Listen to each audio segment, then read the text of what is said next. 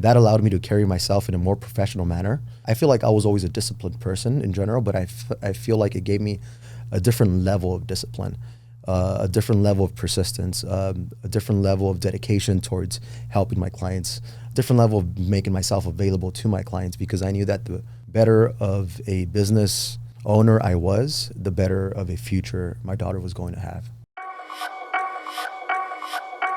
Welcome to the My SGV podcast. Our mission is to capture and share the stories of the people of the San Gabriel Valley. We believe our diversity is what makes the SGV great. And no matter where you're from in the San Gabriel Valley, you will feel welcome. All right, SGVers, welcome back to another episode of the My SGV podcast. Thank you for tuning in and spending this time with us. If you're watching online, I'm on camera again, and I'm it's strange to see my face because I don't often see it, but I am glad that you're tuning in, and wherever you're either watching or listening to it, we do appreciate you spending this time with us. It's just your second time, right? Yeah. So it's a little bit strange, but anyway, so we bring you the stories of the people of the San Gabriel Valley, and if you're a returning listener, thanks for tuning in, and if you're new to us, please consider subscribing. Well, Scott, change in a person's life comes about in many different ways, right? And I would say maybe adversity is probably the greatest catalyst to change, but have there been, well, I'm sure there have been many catalysts to change in your life, but what are some more memorable ones for you? I can't think of a specific time I've changed, other than probably the most dramatic was when I was either last year of high school or just after high school. And I probably actually 1 or 2 years after high school. And I sat and analyzed, and I thought, you know what? I'm not hanging out with the right kind of people. I'm not growing. There's something I need to do. And I actually stopped. I almost completely withdrew from everybody that I was, engaged with, not family, but friends or social acquaintances, completely withdrew and almost started a brand new life. That is probably the one that I can think of. I felt I needed to make some kind of change. Along with that change, did you make it? I did, yeah. Did you lose friends and people who knew you the old self? Oh, yeah. And do you look back at that as a positive? Yes. Yeah, change for me, I mean, you were with me during one of the more powerful changes in my life, coming out of that really bad relationship. And that was, in the moment, was horrible. And then looking back was a powerful catalyst to grow, to learn something about myself. And it was a major change you went through. And it was later in life for you and probably harder, but it was the same thing I saw that I did before. It's like you had to sit and take stock of yourself, who you were with, what you were doing, and is that what you wanted in your future?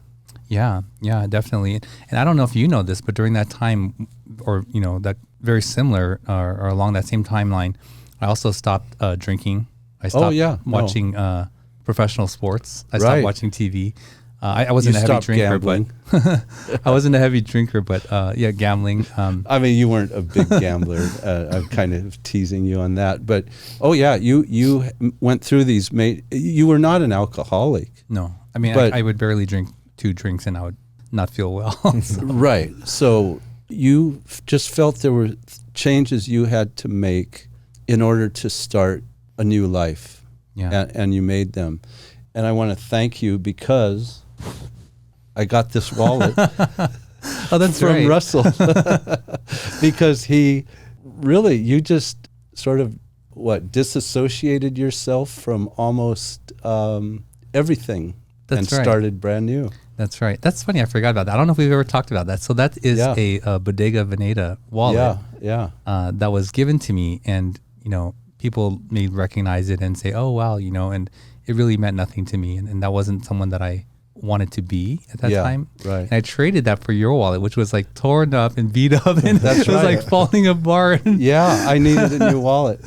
But I have to say, I never really knew anything about the brand, you know. But you can tell the quality, right? Like, look, quality. how many years later it's still. Yes, yeah. Because this is probably 7 years, maybe 8 years. 8 years since since your big change. That's right. And, yeah, and the wallet is still, you know, still serves me well. Well, you know, I guess it's kind of fun to have our pregame and see what the listener is expecting of the guest. But before we get to our guest, don't forget San Gabriel Valley Now, your source for city news, announcements, events, special savings, and everything SGV. Check them out on Instagram, sgv.now, and read their SGV Now magazine on their website, sgvnow.com. Well, Scott, today's guest I've known for maybe over 10 years. Yep. I worked alongside him. I wouldn't say that we worked together, but I worked alongside him. I knew you 10 years ago, and I could see this transformation, this growth of you, you know, not just in 10 years, but something that I recognize as very unique and positive, and that not a lot of people have that. And I can just see you from a distance really blossoming into something really powerful.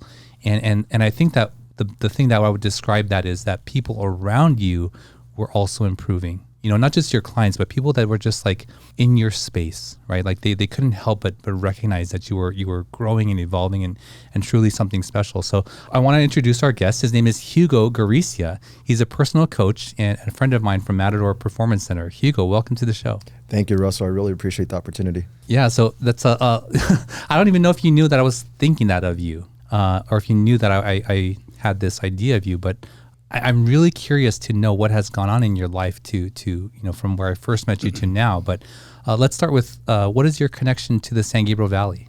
Oh man, where do I even begin? I feel like I have a connection to almost every single part of the San Gabriel Valley. It started off with my parents moving into the city of Almani when I was 6 months old. They rented a 2-bedroom apartment in the city of Almani. I went to elementary school at Cogswell, also in the city of Almani. Middle school, Kranz, Monte Highschool. I've held various jobs all around the San Gabriel Valley. I worked at the West Covina Mall. I worked in Rosemead at In-N-Out. I worked for a car dealership in the city of Almani as well. I worked for a pharmaceutical company in the City of Industry, and I went to college at ELAC, East LA College, where I got my associate's degree in criminal justice. Yeah. So that's pretty all over the place, yeah, right? Exactly. Wow. So 6 months you said. So where were you before your parents came here? My parents were living with my grandmother and a few of my uncles. So my mom comes from a huge family. She has 5 uncles. She has 5 brothers, 5 sisters. So I have 5 uncles, 5 aunts only from my mom's side. And a few of them were living in a small house in the city of Downey, including with my father. And when I was born, they were there for about 6 months until they finally got their first apartment in the city of Almani. Wow. So Almonte was home for you. Yes, Yeah. exactly. What was it like growing up in Almonte? It was great. I feel like it didn't protect me, if you will. So I was exposed to a lot of danger that I didn't realize, especially at that age. I did grow up with friends that were not from the best parts of town, not the best intentions. I never realized that, but I feel because of my parents, their values, their morals that were instilled in me allowed me to always make the proper decisions growing up, even though that I had an influence from friends that didn't have those same beliefs as I did. Because I feel like I was always in situations where if I made an improper decision, my life could have steered in a completely different direction, and I would have never been where I am now. What does that mean? So like, were there like a lot of gangs and drugs where you grew up? Yeah, definitely. So just to put it this way, when I went to school, to Cogswell Elementary, our school was very exposed to the surrounding neighborhood. And our school, Cogswell, was located to a apartment complex that a lot of people know as the projects. And even on our campus during our recess time, there were a lot of unruly characters that didn't have the best intentions, that were or had access to our campus until when I was from kindergarten until I was, I believe, in 3rd grade. We had a new principal that came into the school, and just completely revamped the entire school. We didn't have any requirements in terms of uniforms back then. There was no barricade around the school that didn't allow strangers to come into the school. So I feel like the chance for danger was always there. But I feel like, just like I mentioned, because of the way that I grew up with being in a Catholic household, with the morals, values, and beliefs that my parents had and instilled in me, also being the oldest sibling, allowed me to make the proper decisions when I was ever in any type of situation where I could have made a very wrong decision. You described access from, I guess, people in this facility, the projects, as you said. That sounds like kind of scary. Like, I'm thinking, like, what are they, like, trying to sell drugs to kids, or they're trying to kidnap, or they're trying to draw them into a gang, or what is that? What it does was that more look like? of trying to draw them into a gang. It was never trying to offer drugs or anything like that, not from my experience. But when I now put myself as a parent as well, in my parents' position, having their 6-year-old, 7-year-old, 8-year-old go into a school that doesn't have the security that they wish it had, I can just only imagine what type of anxiety they experienced while they were at work, wondering who could have had access into our school, or who actually had access to our school. So during your elementary, junior high, and high school years, were you removed from this negative aspect? I was never removed. I feel to a certain aspect, I was always involved. So, for example, some of my closest friends ended up in gangs. Some of my closest friends ended up in jail. And me being that close and connected to these individuals, I feel could have made me fall into the same footsteps as they did. But because, just like I mentioned, because of my parents' involvement in my upbringing, it always allowed me to make the proper decisions when I was involved with these group of friends. So you made your way through those difficult years, Definitely. Successfully, huh? Yes, definitely. And that was family, a certain stability that you had? Exactly. I come from a two-parent household. They're very loving. They've been together for 37 years now. Catholic religion, very religious. We used to go to church pretty consistently every Sunday. My mother put me through my first through my baptism, my first communion, while in high school through my confirmation, which is a specific process that you go as a Catholic. And I feel because of my parents' involvement in my upbringing, it always allowed me to make the proper decisions. Are you a single child? No, I have 2 younger siblings. I have a younger brother that's 3 years younger than I am. And then my sister, she's 8 years younger than I am. So I think also being the oldest sibling kind of instilled a responsibility of being a role model to my siblings as well. How did they make it through this? They made it great, actually. My brother, he graduated from Cal State LA with 2 separate bachelor degrees 1 year apart. He now lives in Denver, Colorado. He has a really good position out there. And my sister actually followed him because they are both working for the same company, and she had a great opportunity to receive a promotion in Denver. So they're both out there in Denver. They've been out there for about a year now. Hugo, did you play sports? I did. Yeah. I played sports throughout my entire childhood. I first was in karate as a child. So throughout my elementary school, I was in karate for about 3 years. I made it up to blue belt, I still remember. While in the 6th grade, I played basketball at Cogswell Elementary School. I was also part of the baseball team to where I made it to the all-star team where they pick all the 6th graders, all the best 6th graders to play against the teachers. So I was able to do that while being in elementary school. When I was in middle school, I also played basketball. And in high school, I played football, I did cross country, and I did track and field. Oh, okay. So you've always been quite athletic then. Definitely, yeah. Okay. So you took a lot of different jobs and positions after high school, it sounds like. And were you unsure of the direction of where you wanted your career to go, or what was going through your mind at that time of your life? That's a great question. I think in the Hispanic culture, working and helping the family is pushed on from parents to their children as opposed to education. And I think because my dad is from Guatemala, my mom is from Mexico, coming from big families and always having a low source of income, what helped families get ahead was having their kids starting to work as soon as possible to help with utilities bills or what have you. So I think that was also instilled in me by my parents, because my first job was actually when I was 14 and a half, from 14 going on 15 while in high school. My first job that I held was a porter, where I used to wash cars. I used to move cars around a dealership where my dad used to work as a mechanic. But to answer your question, I've always held different jobs because work was always instilled in me before education.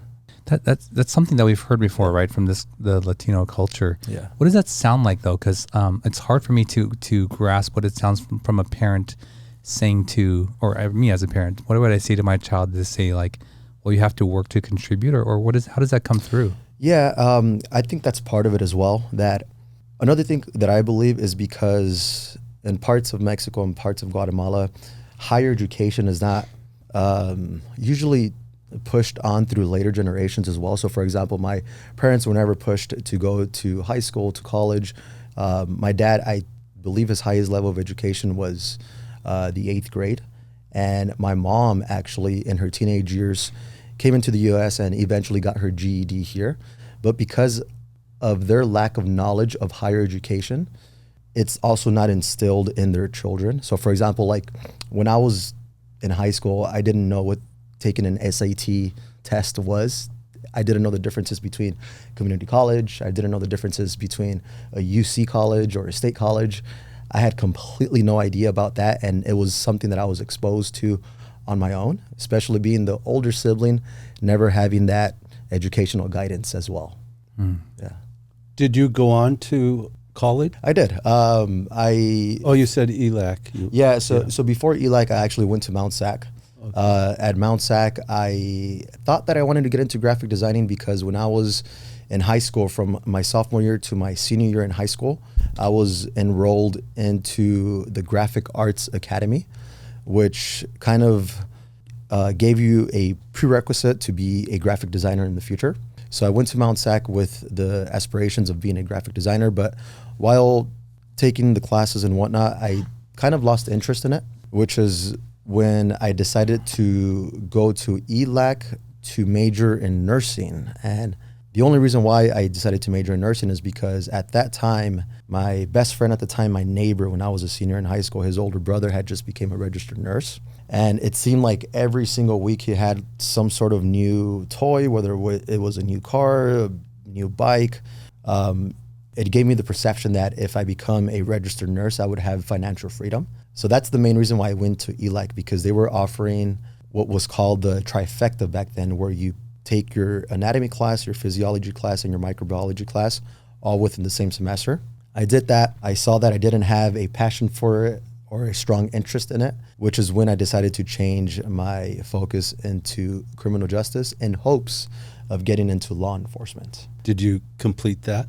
I did not. I did try to test with different organizations. I tried with LAPD, LA County Sheriffs, Huntington Beach PD, Downey PD. But at the time I was really young, I was 21.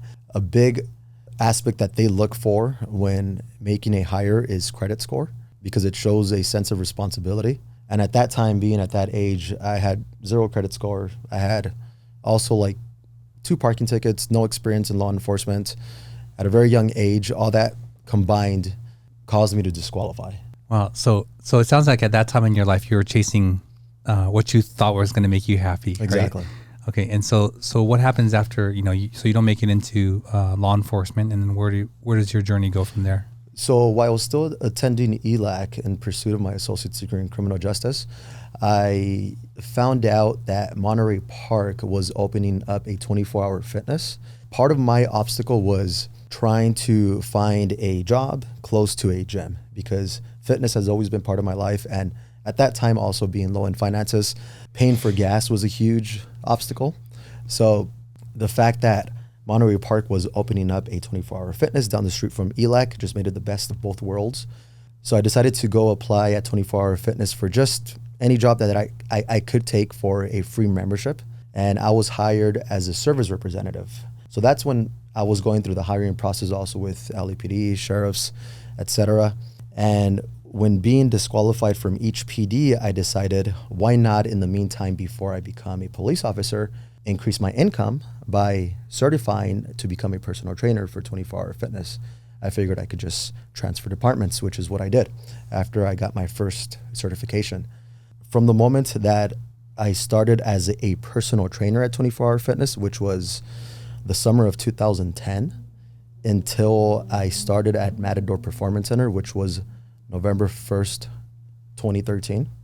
So from the summer of 2010 to October 31st, 2013, which was my last day in 24-hour fitness, I led the department in sessions serviced. So meaning that I had the most clients, I produced the most sales, I serviced the most sessions, and I just felt like it was truly my calling, especially with my background in fitness and sports. That combined with the relationships that I was building with my clients and the sense of fulfillment that I was receiving from helping my clients as well, made me look for a facility where I can continue to help my clients, but in a position where I had no restrictions, no limitations, because working for a big box gym, you're supposed to structure sessions in a specific way. And I felt that way didn't apply to every single client that I had. So that was when I ventured into looking for a private gym that can help me become an independent personal trainer to be able to apply the services that I wanted to apply for my clients. So which is when I found Matador Performance Center. Yeah, your journey is similar to a lot of trainers who leave a big box. Like I would say someone like you, top performer, reached max, like you're not going to excel anymore. You need to go somewhere to grow, Yep. right? Like, and I think someone who comes like you is going to be much more well equipped to thrive there than someone who's like, oh, I just have a few clients here. Let me go try and take them over here. And they don't have that experience under their belt. But I have seen many trainers over the years, right, come and go, and probably you can see them and you're like, oh, that person is probably not going to be successful, or that person may struggle, right? You can see those things. And I remember when you came, and I remember that you were at a certain point, and now you're, I don't know, a different person than when I first met you. And so what are the things that have gone on in your journey of, when you first became an independent trainer to now, which you're very successful, I would imagine. I don't have to know your numbers to know that, but I would say that you're quite successful. So what are some of those things that have happened along the way? I think the biggest shift that happened that made me the most, or that gave me the most growth in terms of my business, is honestly the birth of my daughter in 2020. That combined with other things that we all know that happened in 2020. When we found out that my wife was pregnant, it was actually Valentine's Day in the year 2020. And just a month later was when we experienced the shutdowns with the pandemic. And with the uncertainty of where my business was going to go, at the same time, we were kind of not financially comfortable. Putting all those factors in place, it gave me some sense of doubt, where if I didn't know if I was going to be able to provide for my family. And with my values and my morals, along with my wife's values and morals, we always knew that having a child would mean that my wife would be a stay-at-home mom. So the finances providing would be reliant on myself. So there was actually a lot that happened for me in 2020. I almost changed careers. I don't think I've ever told you this. But in 2020, when I couldn't work, when I couldn't see clients, my wife was pregnant, we were moving at the same time from Pasadena to Chino Hills. There was a lot of things that were happening in our life. I couldn't work, I couldn't see clients. I decided to go through the certification process to become a firefighter. So I enrolled into my EMT class, I went through my EMT, I did my physical assessment test, and I also applied to different departments in different states.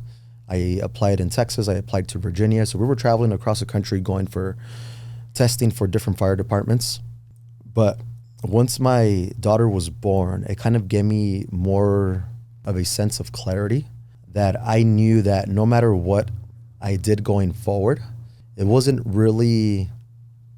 really matter of how I felt, to make sure that I ensure that my family is able to progress. So throughout that process of going through the testing phases and whatnot, my business started to grow after the pandemic, because a lot of my clients started coming back, a lot of new clients started coming in, but I felt like I carried myself differently as well when I knew that whenever I was dealing with a client, whenever I was performing a session, whenever I was having a conversation with a client, I knew that everything I was doing was for the future of my daughter. So that allowed me to carry myself in a more professional manner. And it allowed, I feel like I was always a disciplined person in general, but I feel like it gave me a different level of discipline, a different level of persistence, a different level of dedication towards helping my clients, a different level of making myself available to my clients, because I knew that the better of a business owner I was, the better of a future my daughter was going to have. Yeah. It's I know amazing that was a long-winded answer. Well, yeah, but it's amazing how that is the motivation for success, of a child. I know when I had my children and they were young, I just felt if I can't take care of them, I'm a failure. Yep. And everything I did was to assure that I could give them a good future. That was the only thing that was important to me. But the way I had to do it is to make sure I was making money, I was building a business, I was successful. That's such a motivation. I would go home at night and hold my kids or look at my kids, and I knew I had to be a success for them. And success doesn't necessarily mean you're rich or you make a lot of money, but there was something, however you define it, you had to be successful for your children. I don't know if you feel that way. Yeah, my definition of success has sort of changed, maybe even the last couple of years, but certainly I wanted to touch on what I noticed about you, Hugo, is there's this, you described it as carrying yourself a different way, right? Like, and your reason, your meaning for how you showed up at work was different. But I also see, because I follow you on social media, that there's this emotional growth that I've seen that, and I'm not saying that you weren't emotionally intelligent before, but you would post things like being present with your kids, like when you're there, you're there with your kids. And this is something that I think a lot of people, if they don't, like, it's not inherently known to you, or like, where did you pursue that knowledge on how you wanted to be a parent, or where did all that come from? I think I started to get more intrigued in regards to what it meant to be a father figure, a role model, a husband, a proper masculine presence in the family. And I ventured and found that type of information through other men that I eventually now look up to, which one of them is actually my mentor. People like Jocko Willink on social media, David Goggins, Jordan Peterson, my mentor, Wes Watson.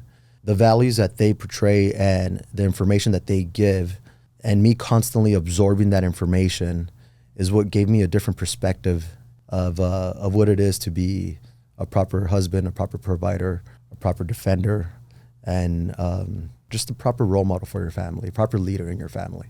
Do you know all those names, Scott, that he rattled off? I don't know any of them. I know every one of them, and three of the four are like really intense. Yeah. Like probably one of the most intense people you'll ever meet on the planet. David Goggins, his book, You Can't Hurt Me, or I think that's what it's called, right? Yeah, Can't Hurt Navy Me. SEAL, but holds the Guinness World Record of pull-ups in 24 hours. He's How many? It's like over 3,000 pull-ups. Yeah. But he he destroyed his hands and Yeah. his whole body, but that's sort of his mentality. Yeah, exactly. Jocko Willink, that's extreme leadership or extreme ownership. Yeah, extreme He's the ownership. author, also Navy SEAL. And Wes Watson. So I know who that is, but you met him? Is he your mentor? Yeah, he's actually my mentor. Oh my gosh. I met him in person in June, this past June. This guy is also very intense. Yeah. We have to do like one of those where they show, the side by side Scott observing. He's a former inmate. Yeah, that's right. But he's pretty intense. And then Jordan Peterson, I also know, not quite as intense as the other. Exactly. Other three. You kinda need that balance. Wes Watson is Yes. your mentor. Yes. Oh. And is he a local? He bounces between San Diego and Miami. So how did you connect with him? So this connects back to when I was in the pursuit of being in the fire service. Last year at around this time, I was in Texas, actually, in the Dallas area. And I was doing my testing for the fire department. I did the polygraph test. I did a board interview. I did a chief interview. I did a psych test, a medical test, and I was actually offered a conditional offer to become a firefighter. But at the same time, I had already discovered 2 gentlemen on social media that were full-time firefighters and were transitioning into the field of online training. And I noticed how successful they were, but then I also was really taken back when they were doing the opposite of what I was doing. I was going from fitness into firefighting, where they were going from firefighting into fitness. And when I started to really see their exponential growth within months and seeing how successful they were, I started to kind of dive more into their content, to the point that I started to ask them questions and message them and ask them how did they learn to build their online business? How did they learn to create their content? And they both directed me to Wes Watson, and he was their he is their mentor as well. So then that's when I was exposed to Wes, and that's when I started to dive deep into his content and really see what it was that he was offering for not only his fitness clients, but like myself, a business client. And from there, I started to discover more people that were also part of his business program and seeing how successful they were. And what I was really impressed by is that most of his clients are coming from a different field that's not fitness, but it incorporates fitness to show them, or to show their potential future clients, how fitness can improve also their business. So once I dove into his content for a few months, I finally reached out and I decided to join his program as well, especially after witnessing all the success of his other clients. Yeah. Did you see a picture of him? Yeah. Heavily tattooed. But wait 10 till you years see him, in prison. Wait till you see him speak, though. Wait till you see, Yeah. So 10 years in prison. Yeah. In a penitentiary, and then to a $25 million house in Miami. That's correct. Yeah, that's quite a story. And what is it about that story that you are drawn to? So what I've learned more from him is that no matter what's happening in your life, the number one control thing that you always have is yourself. So just building the best version of yourself by applying proper daily habits that not only improve your fitness, but accessing your mind through your body, through your daily habits, through what it is that you do every single day that puts you into a proper mental state before you apply yourself to anything else. So that's what I applied to my life every single day, from as easy as from never missing my wake up time to doing every single step after that, including my exercise, to put me into the best mental state, the best version of myself, to ensure that when I see my first client, when I make my first call of the day, I've already taken care of myself to put the best version of myself forward to everyone else. Yeah, it's interesting. Wake up time, his wake up time is 2:45 a.m. He goes to bed at midnight. Yeah. So you're talking about 2 hours and 45 minutes of sleep, right? Mm-hmm. So it seems that wake up time and routine, as you just said, is very important to him. What's your wake up time? So my wake up time is 3 a.m. I head out from my house after I get ready at around 3:30, and I live 30 miles away from where I work. So I arrive at around 4 a.m. I get my workout in. After my workout, I do my journaling. And after my journaling, I give myself about 10 minutes of just reflection, being gratitude to everything that's positive in my life, my family, my daughter, my wife, my siblings, my parents, my business, my clients, before my first client comes in. And going through that daily process, I feel like it slowly just breaks down any walls of negativity that we start off every single day with. And it exposes the best version of myself to everything else that I do after that. Well, that's an incredible routine. So today you got up at 3 a.m. 3 a.m. You came in, do you go to Matador? Yes, I do. And you journal. So do you carry your journal with you? It's in my office. So after I finish my workout at the gym, walk over to my office, I feel like after a very intense, so I finish off every workout with a very intense conditioning exercise. And a few minutes after that conditioning, after I've caught my breath, I'm just in such mental clarity that it allows me to properly put my thoughts into words. So that's when I journal. When did you start journaling? I started doing that when I started working with Wes, so which was back in March, I want to say. How many pages do you write a day? It's usually like a short paragraph, so maybe about 3 sentences. Are you the only person in the gym? Usually. There's some days where another trainer might be there a few minutes before me, but usually everyone starts to arrive around 4:30 to 5. And how long do you stay at the gym? I start my own personal workout at 4 a.m. and I see my first client at 6 a.m. and I usually finish my last client at 5 p.m. And then you go home? Yeah, then I drive home. I settle in for an hour in traffic. Yeah, you drive at the worst time. Yeah, definitely. I'm used to it. It's kind of therapeutic because I usually have a podcast on, and if I don't, I'm just reflecting on the day. So it's more therapeutic to me. I know that for some people being in traffic is very dreadful. For me, it's kind of the opposite effect, just because I've been doing it so long. So it's more of accepting it and just knowing that I have a little bit more time to myself. So you use it in a positive way. Yeah. And you go home. You're at home at 6. I'm usually home around 6. I arrive, and then my daughter's just ready to play. So I play with her for a few minutes. I love my wife. She always has dinner cooked for me. So I always tell her what my ETA is to get home. So she schedules out the way that she cooks my meal properly. So as soon as I get home, my meal's warm and I'm eating, I'm playing with my daughter. It's a usual routine. And at around 8:30 p.m., my daughter is ready for bed. We try to always read her a book. It doesn't always go that way because usually her routine is her jumping on and off her bed until she tires out. And then once she goes to sleep, I make sure that all my stuff is ready for the next day. And I'm usually in bed by like 9 to 9:30. Then I wake up at 3 a.m. and it starts all over again. Well, Hugo, we ask each guest to bring an item of significance with them. Yeah. What did you bring with you today? So I brought this picture this is a picture that we took from my cell phone that I took as a selfie. It's a picture of myself with my daughter on my shoulders. So this was when she was 1. She's 3 now. I'm not sure if it can be seen on camera, but it's like a 3D photo inside of this. But I brought this because I feel like this picture, especially being brought from my phone, well, this was actually a gift for Father's Day this past year from one of my closest friends. This picture was on my Instagram, and he grabbed it from my Instagram and made this. Yeah, of course. And I brought that because I feel like it signifies the relationship I have with my daughter. She's on my shoulders. We're both laughing.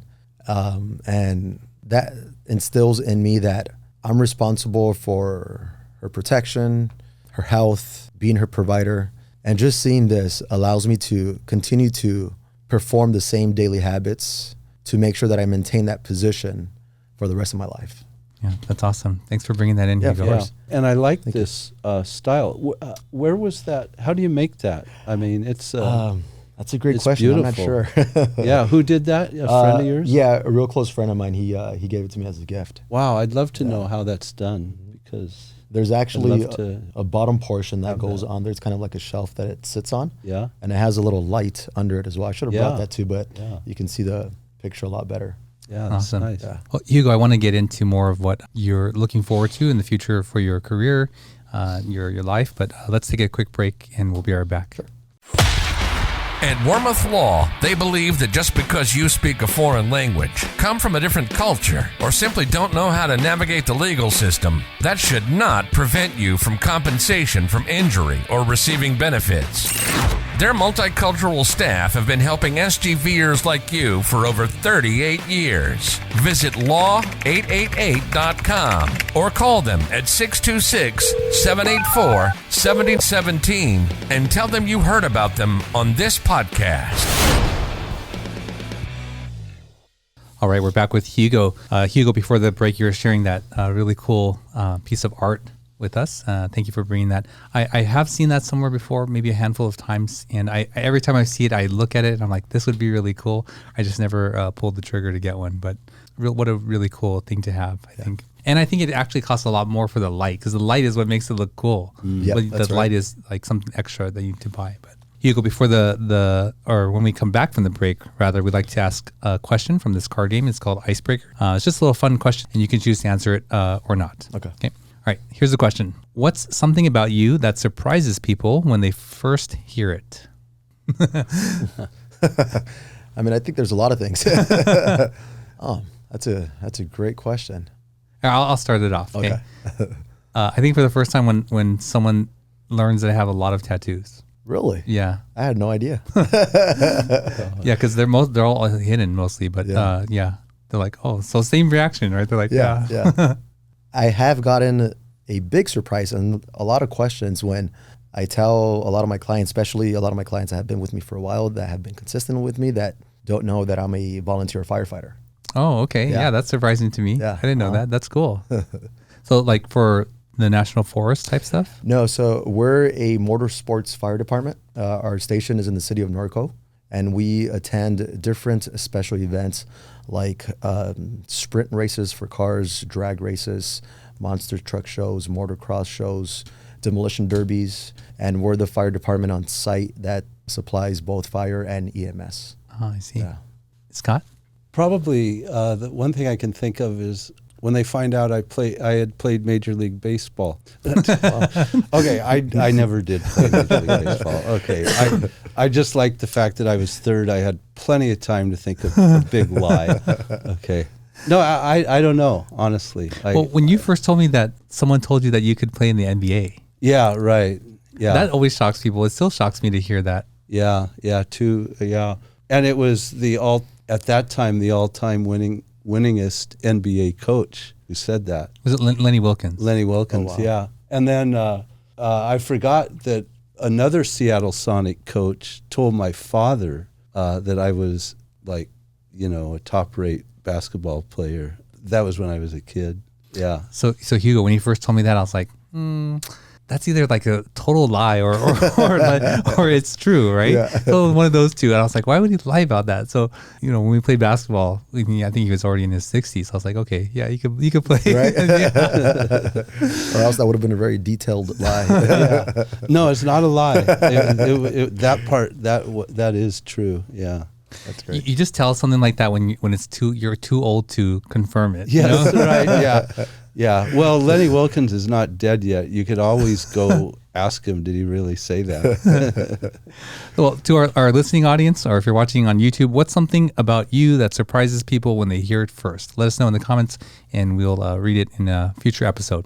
So Hugo, back to you. It's really cool to hear your dedication, and it's no wonder why I can see this really growth and positive changes in you.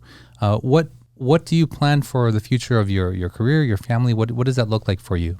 In terms of my career, I am expanding into the online space for the main reason that I can help more people with a higher ceiling. It'll take a long time until you can actually reach that ceiling. But then also because of freedom of time to spend more time with my family, with my daughter, especially at her young age now, where it seems like every week she just is a new person because of how fast she's developing. We do hopefully plan within the next 5 years to buy some land out of state. So these are the goals with my family. Some land out of state where we can build our own house from scratch and have some sort of self-sustainability, self-sufficiency, where we can collect rainwater, have chickens, hopefully have some cattle, and just be more self-sufficient with my family and continue to instill the proper morals and values as parents to my daughter. That's awesome. So not quite off grid though, right? Like you still want to be around people, or yes. You want to go off grid? A little bit of both. Okay. One of the things I wanted to mention too was you're quite successful online, like in your social media, right? And not just in your audience, but I also seen that transformation as well. Like you're not just putting up videos on, yourself working out, but now you started sort of talking to your audience more yes. about your mental approach to various things, right? So talk about that too. Yeah, of course. A lot of the content that I've been posting is because of the mentorship that I have with Wes Watson. There is a content calendar that I follow, but I've learned also that more than just reaching physical goals, people want to improve their mindset, their mental state, the way that they perceive specific obstacles. From the way that I've shifted my content and from my own personal experience as well, that I've come to find that we access the mind through the body. And a lot of the progress that we can make in terms of mental strength is perception of things, is looking at things. For example, if a person is going through a hard time in their life, as opposed to looking at it to why is it happening to them, it's happening for them because it is the strength that they asked for. If they're able to get through these obstacles by applying their specific daily habits, their specific disciplines that improves them, and if they're able to get over this obstacle, it only continues to increase their strength. So that's how I kind of shifted my content to not only attract people to improve their body composition or weight loss or fitness goals, but also just improve every other aspect of their life with their fitness, with their health, with their mindset, to become the best person that they can be in every role that they're in, whether they're a father, mother, husband, wife. Yeah, that's awesome. Yeah. I watched something this morning actually, and it was saying like, if you want to have the character of patience, how do you get that? You don't get it by having everything given to you right away, Exactly. right? Or if you want to have a characteristic of determination or grit, you develop these things through the opposite of it, right? Like you have to endure certain things to develop these qualities, and if you want to become strong, you have to go through a lot of different things, right, to strengthen you. So. Exactly. Well, Hugo, we're going to move on to the final segment of the show where we get to learn a little bit more about you and the things that you like in the San Gabriel Valley.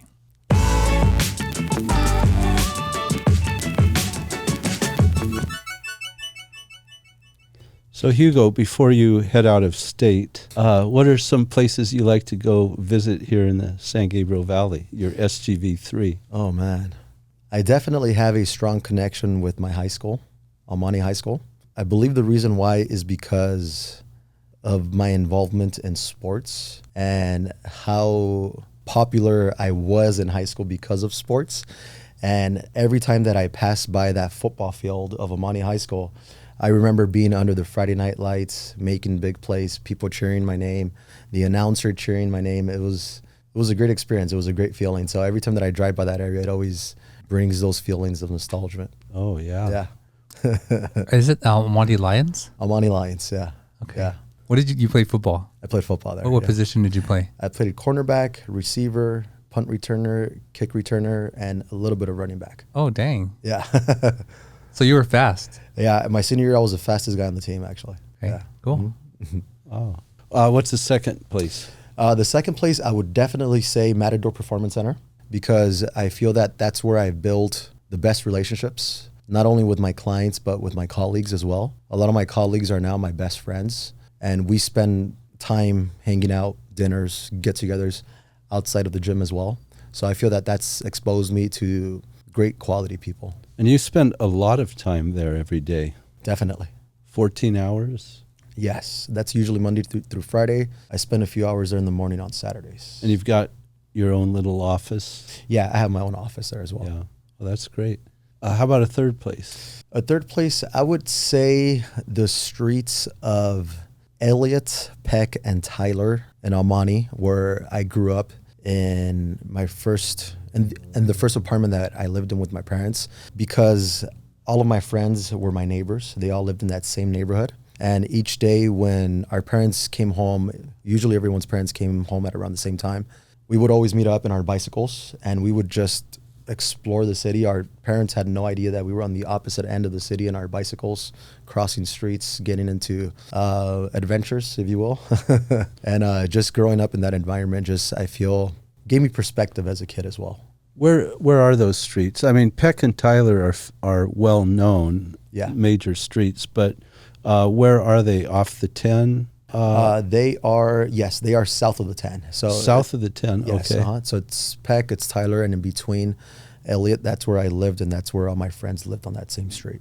Awesome. Yeah. Well, Hugo, thank you so much for coming on the show and sharing your story with us and our audience. Before you go, we do have some treats here from Paris Baguette in San Gabriel. I don't know if you're going to eat them. I know you have, you said carnivore plus style or animal based. Exactly. That's what you said. Yeah, exactly. That's what you eat. So we won't tell your clients if you could eat them though. But thank you to Paris Baguette in San Gabriel for providing the treats and refreshments for our guests. Hugo, if people want to get a hold of you or get in contact with you, what's the best way to do that? Yeah, I'm on Instagram at hugo.g.fit, hugogfit.com, and hugogfit@gmail.com. Awesome. Well, I'm really glad I got to hear your story, Hugo, and learn, about this growth in your career and your life. And I'm excited for you and your family and all the things that are going to come from these changes in you. So that's really exciting. Thank you. Yeah. Thank you, Hugo. Thank you, Russell. Thank you, Scott. I appreciate it. Well, there you go. There's another episode for you in the books. It's really exciting to hear, for me personally, Hugo's story, because like I said, I've seen him when he first came to Matador, and I watched him and now observed him as a real positive light in the gym for himself and for other people. So definitely go check him out, hugo.g.fit on Instagram or hugogfit.com. If you like this kind of content, don't forget to like, share, and subscribe. You can find our full back catalog of episodes on our website, mysgv.net. And until next week, we'll see you then. Thank you for joining us on the My SGV podcast. Check out more of our content on our website, mysgv.net. This show was produced by Russell Mono and edited by Victoria Allers of Kind Monster Productions. If you'd like to join us next week as we capture and share more stories from our diverse community, feel welcome. Nice mother. No, kind mother.